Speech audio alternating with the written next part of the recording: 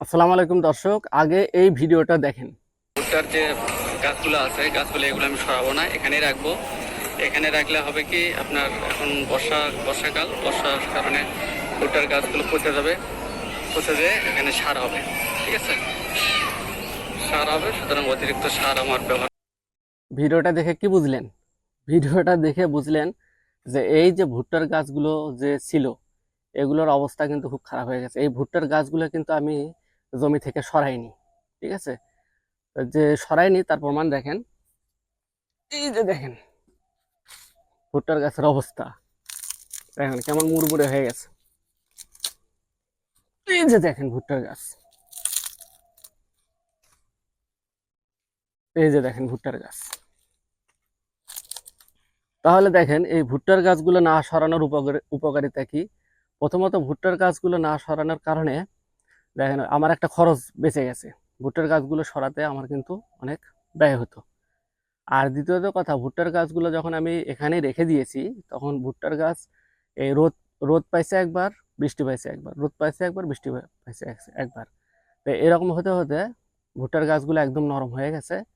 যখন নরম হয়ে গেছে তখন আমি করছি কি, এগুলো ওই টিলার দিয়ে চাষ দিয়েছিলাম। ঠিক আছে, চাষ দেওয়ার কারণে মাটির সঙ্গে একদম মানে মিশে গেছে। ঠিক আছে, তো দেখেন যেগুলো মাটির নিচে পড়ে গেছে, মাটির উপরে যেগুলো আছে তো সেগুলোর অবস্থা দেখেন এইরকম হয়ে গেছে, একদম মুড়মুড়ে হয়ে গেছে। ঠিক আছে, আর যেগুলো মাটির ভিতরে আছে, ভিতরে পড়ে গেছে, সেগুলো তো বুঝতে পাচ্ছেন তাদের অবস্থা একদম মাটির সঙ্গে মিশে গেছে প্রায়।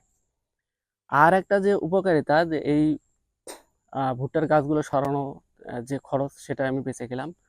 আর দুয়ে হলো আমি যে অতিরিক্ত যে সার দেওয়ার প্রয়োজন ছিল, সেগুলো দেওয়ার প্রয়োজন পড়েনি। কেননা এটা যেহেতু মাটির সঙ্গে মিশে গেছে, সেহেতু এটাও একটা সারে পরিণত হয়ে গেছে। ঠিক আছে, সুতরাং আমি সার খরচও বেঁচে গেছি। তো আপনারা এই সিস্টেমটা অ্যাপ্লাই করতে পারেন, তাহলে আপনাদের দুই দিকে খরচ বাঁচবে। একে তো হলো ভুট্টার গাছ সরানোর খরচ, আর দুয়ে হলো এই আপনার হলো সারের খরচটা।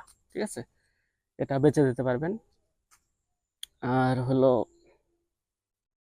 যেটা বলতেছি, যে এই জমিটাতে দেখতেছেন, এটা কিন্তু আমি একবারও নিড়ানি দেইনি, একটাবারও নিড়ানি দেইনি। তাহলে নিড়ানির খরচ বেঁচে গেছি। এবং নিড়ানি দেইনি মানে হলো এখানে আমি ওই আগাছানাশক সেটা আমি ব্যবহার করেছিলাম। এবং তারপরে আমি এইরকম মাটি কাপ কাপ টেনে দিয়েছি। দেখেন এখানে ড্রেন উঠাই দিয়েছি। ড্রেন উঠে দেওয়ার কারণে দেখেন গাছগুলো যখন আস্তে আস্তে বড় হয়ে গেছে, তখন ছায়া পড়ে গেছে এবং ঘাসের পরিমাণ অনেক কমে গেছে। ঠিক আছে, দেখেন ঘাসের পরিমাণ অনেক কম, এখানে প্রচুর ঘাস ছিল। ঠিক আছে, তো আপনারা কলার গাছ বড় হওয়া পর্যন্ত, যদি এরকম ছায়া হওয়া পর্যন্ত যদি আপনারা এই আগাছানাশক ব্যবহার করেন, তাহলে আপনারা অনেক অনেক খরচ বেঁচে যাবেন। কেননা দেখেন, এই এত বড় একটা জমি, প্রায় 40% জমি, যদি আপনি একবার নিড়ানি দিতে যান, তাহলে মিনিমাম আপনার 2,500 থেকে 3,000 টাকা খরচ পড়বে।